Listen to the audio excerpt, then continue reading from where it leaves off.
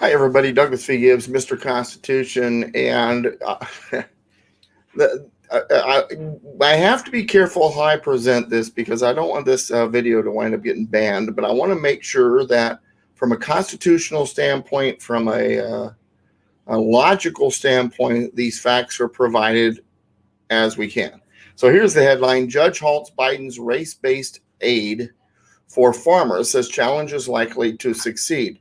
So if you look at the article, it reads that a Wisconsin federal judge ordered a temporary halt to a $4 billion race-based federal relief program for farmers.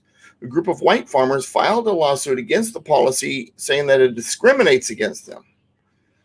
Milwaukee District Judge William Griesbach issued a temporary restraining order, noting the white farmers are likely to succeed on the merits of their claim that the U.S. Department of Agriculture's use of race-based criteria in the administration of the program violates their right to equal protection under the law, which is 14th Amendment. The article goes on, and if you want to read it, you can find it at foxnews.com/politics/Biden race-based aid farmers halted, with hyphens in between each of those words after that final slash. All right. Now, the parts of the Democrats' farm subsidies idea, there's two parts. It's a two-part thing. First of all, it's economic. We got to give farm subsidies. We're going to help the farmers out by giving them money because we need to get more food out there because we're giving away so much for free through our welfare program. That's a part of it. Also, whenever you subsidize something, you get less of it. Whenever you have a welfare system, you have people that stop producing and join that welfare. It's a dangerous thing to do. In Rome, as welfare programs and subsidy this is something I wrote for this piece, by the way, based on some research I did. In Rome, as welfare programs and subsidy programs increased, so did the taxes on the producers. As the producers became taxed more heavily, many of them abandoned their lands and went on the dole because it was more profitable to be poor than to be a producer. The vicious cycle eventually led to a system where the takers outnumbered the producers, and due to the heavy taxes, people moved away from Rome into the provinces, taking any local manufacturing that was occurring with them. Underground trading began, a free market that hid under the veil of distance from Rome in order to avoid taxes. Eventually, the whole system collapsed under its own weight.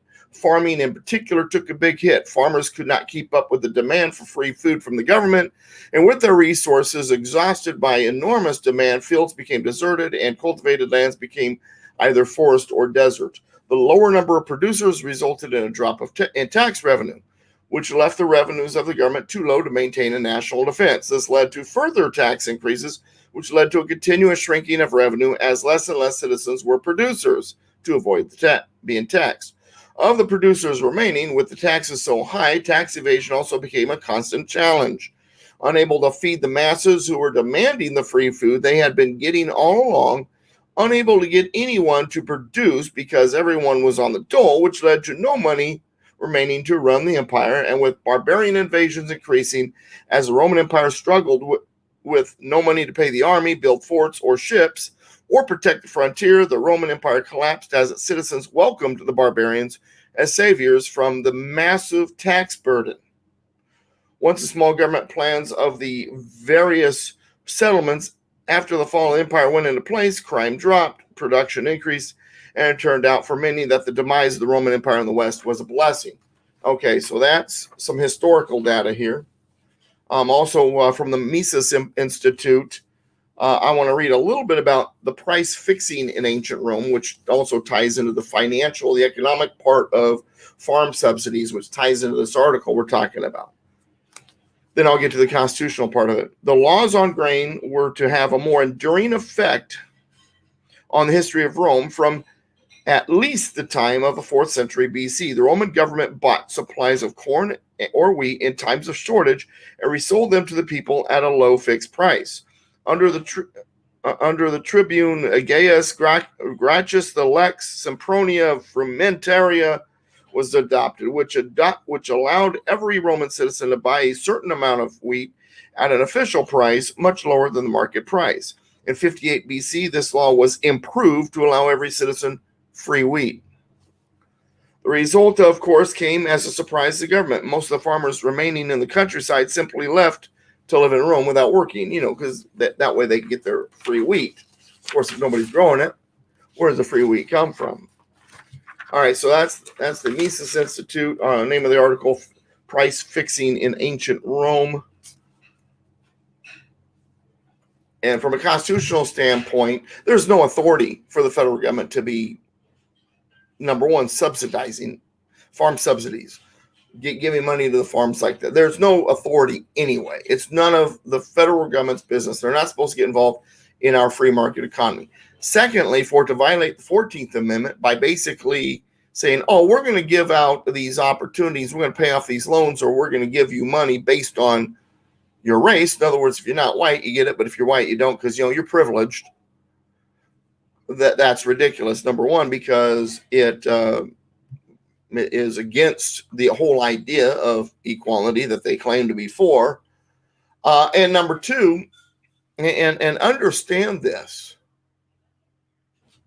the reality is most farms are white farms, but the farms that are not controlled by whites, the government's basically telling them, we don't think you're good enough to run your farm, so we're going to give you our white savior help from the government, which brings the second part of what this farm subsidy thing is all about. Critical race theory, white savior complex, so on and so forth. In the Daily Signal, an article by Larry Elder, titled Blacks Don't Need White Savior Politicians. Now, once again, keep this farm subsidy. We're going to give farm subsidies to people of color, but not to whites thing. Keep that in mind as we go through this. Larry Elder writes that the definition of white savior complex is when there's a person or community of color facing some hardship and some white figure swoops in to save them. Obviously, the person of color can succeed without the pale hand of whiteness reaching down into their broken lives, but the white savior believes that the black cannot. But this is the exact same message and the very narrative that the white savior liberal politicians like former presidential candidate Hillary Rodham Clinton, former Texas Rep. Beto O'Rourke, and President Joe Biden have preached for decades. Systemic racism, they tell blacks, prevents them from achieving success unless, of course, they vote for the Democrats to pave the way. Biden told black radio host Charlemagne the God, well, I tell you what, if you have a problem figuring out whether you're for me or Donald Trump, then you ain't black. He said that during the 2012 presidential race, and Biden attacked Republican candidate Mitt Romney's policy of fewer Wall Street regulations as practically tantamount to reinstating slavery. To a Virginia audience of supporters that included a number of blacks, Biden said, Romney said in his first 100 days, he's going to get the big banks once again to write their own rules, unchain Wall Street. They're going to put you all back in chains. During the 2020 campaign, O'Rourke rarely missed an opportunity to warn blacks about America's thicket of contemporary racism that, who knows, with his help, blacks might just be able to navigate. At a primary debate, O'Rourke said racism in America is endemic. It is foundational. He said this while flanked by rivals that included a Hispanic man who served in former President Barack Obama's cabinet, a black Indian female who served in the U.S. Senate, and a black man also serving in the Senate. As for Clinton, she really, really feels blacks' pain. In her best black accent, Clinton, in a 2007 speech in Selma, Alabama, said, on this floor today, let us say with one voice the words of James Cleveland's great freedom hymn, I don't feel no ways tired. I come too far from where I started from. Nobody told me that the road would be easy. I don't believe he brought me this far to leave me. Never mind that Edward Rodrigue and Isabel Sawhill of the center-left Brookings Institution called the success sequence, or what they call the success sequence, which is, this is really has nothing to do with color, and this is really what it takes to be successful regardless of who you are, what group you are a part of. Graduate from high school, live in a family with at least one full-time worker, and wait to have children till you are married, or at least are in a committed relationship with another adult. To this formula, economist Walter Williams added, and be a law-abiding citizen. But our white savior politicians like Biden, O'Rourke, and Clinton tell blacks that America's systemic racism means that the success sequence does not apply to them. And when it comes to white savior films, only Black Girl said, obviously no person of color can succeed without a pale hand of whiteness reaching down into our broken lives. But the pale hand of white savior Democratic politicians who sell blacks the same insulting, condescending message does not provoke the same outrage it should. Does that not violate everything that the Reconstruction period and the war between the states was supposed to be all about? Doesn't that violate the Equal Rights Act, the Civil Rights Act of 1866 and 1964, which, by the way, were both written and put out there by Republicans? What it all comes down to is we are under attack. Our Constitution is under attack. Our way of life is under attack. Liberty is under attack. The Constitution must be proven to be a flawed document. We must be proven to be a flawed country, racist from its founding, because if that's the case, then the whole system must be flawed. Capitalism must be flawed as a result. That's your argument. That is called cultural Marxism. And cultural Marxism, to change this country, is using something called critical race theory. From a Heritage Action for America article titled Reject Critical Race Theory, to help you understand what we're up against and what needs to be done and where the history lies. Let me read this. Critical race theory makes race the lens through which its proponents analyze all aspects of American life. Critical race theory underpins identity politics, an ongoing effort to reimagine the United States as a nation driven by racial groups, each with specific claims of victimization. It's a divide and conquer technique. Hegelian dialectic is in operation here.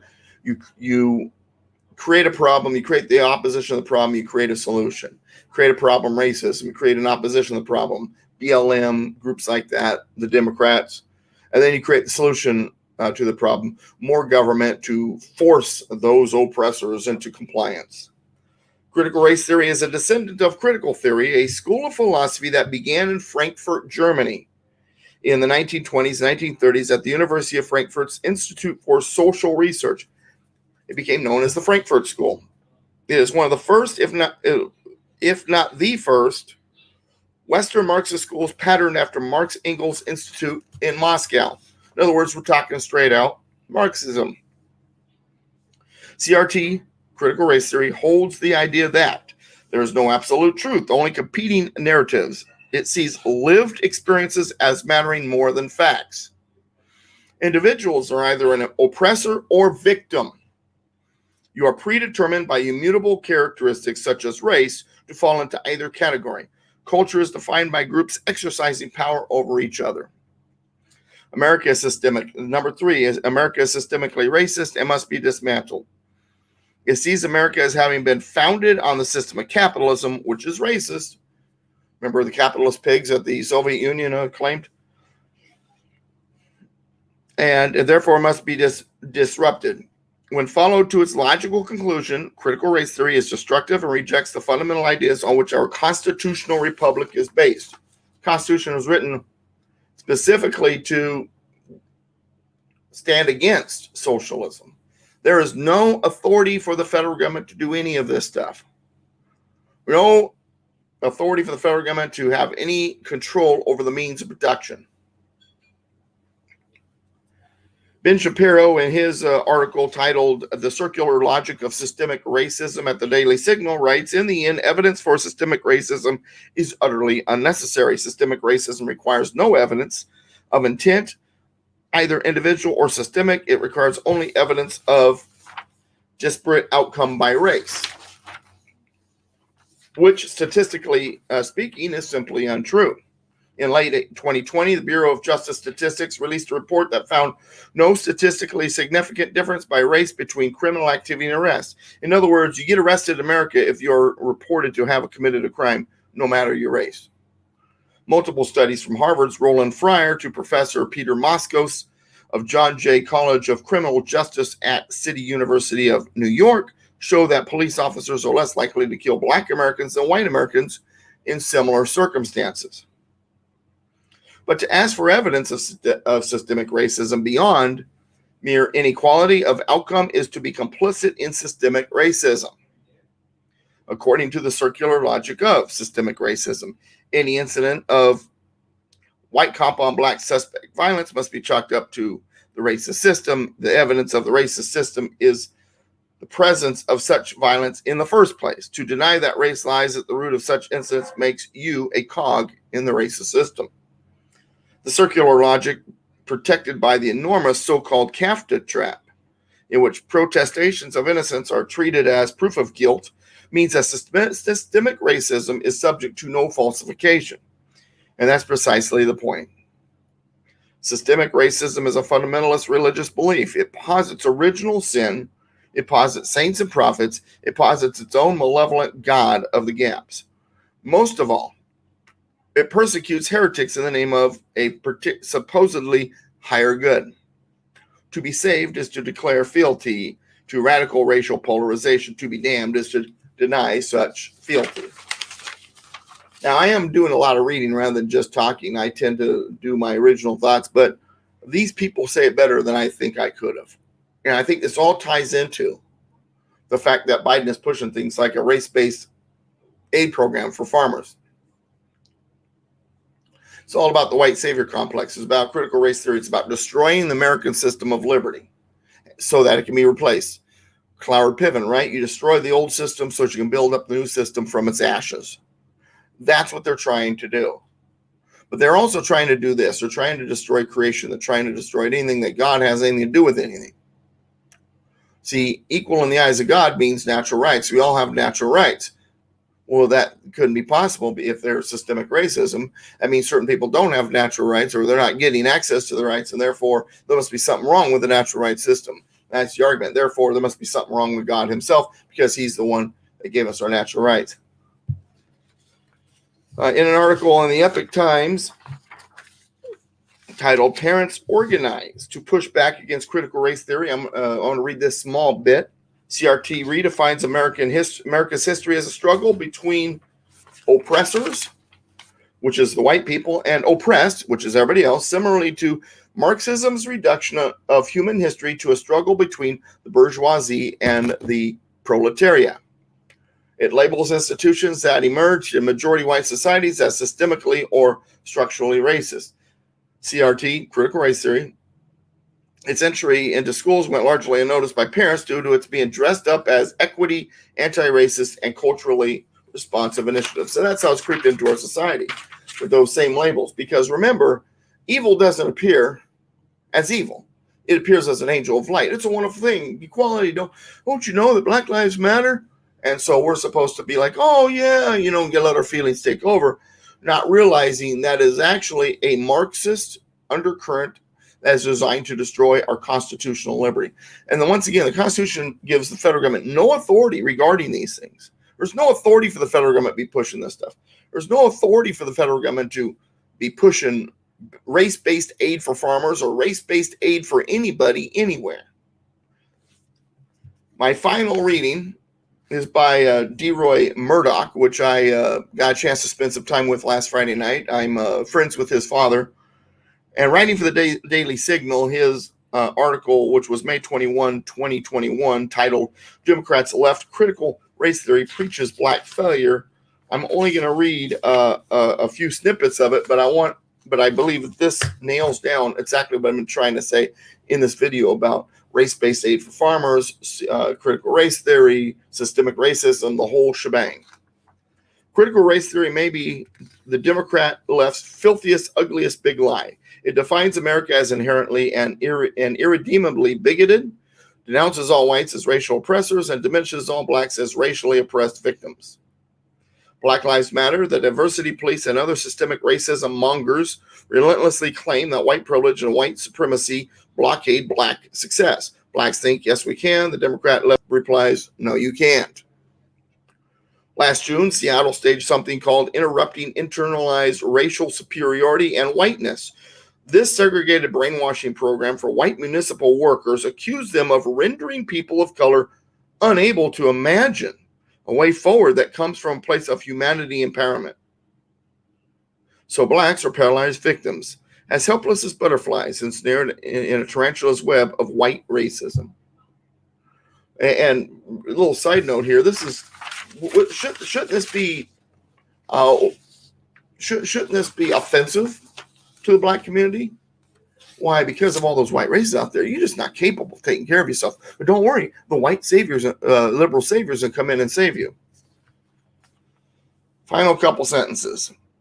American Enterprise Institute scholar Frederick H. Hess writes that rather than suggest that individuals can shape the course of their lives, teachers push students to view themselves as passive victims of circumstance, to dismiss individual accomplishment and personal agency. These anti-racist racists are serving social cancer from huge boiling cauldrons. They're ladling defeatism into the bowls of black people and sickening the entire nation with their evil stew. Through Democrat Party policies, we are in a situation where the black community has been set up for this. They've been set up for failure.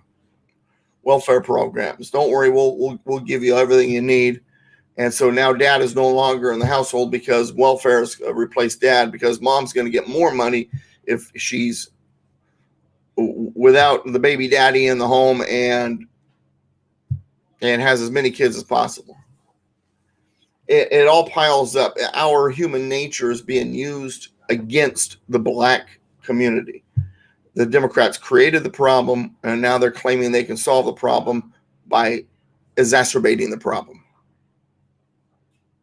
When it comes to U.S. Constitution, once again, 14th Amendment, the whole point of Civil Rights Act 1866, 1964 is that we be treated equally under the law, yet we have the government trying to give extra, treat unequally under the law those of color, while damning you because of your race color, racism, as a white person, as being automatically systemically racist and automatically guilty of being an oppressor.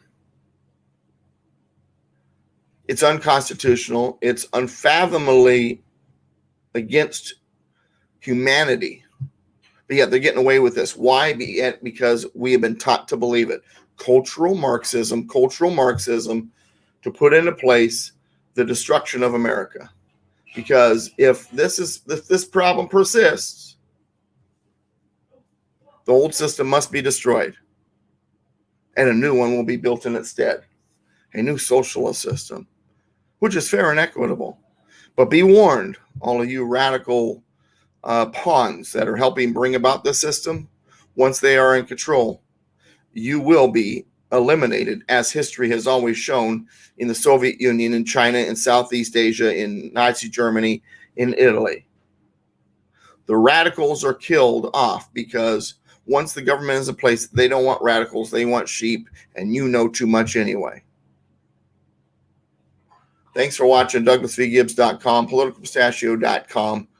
I've got on PoliticalPistachio.com right now, I've answered a bunch of questions. I'll probably do some videos about them as well, about the Constitution. We've got questions about the election. We got questions about other things coming up. We'll do the videos as we can. Thanks for watching. We'll see you next time here on Daily Dose. United we stand, combined we kick butt. God bless America, my friends. God bless you. See you next time.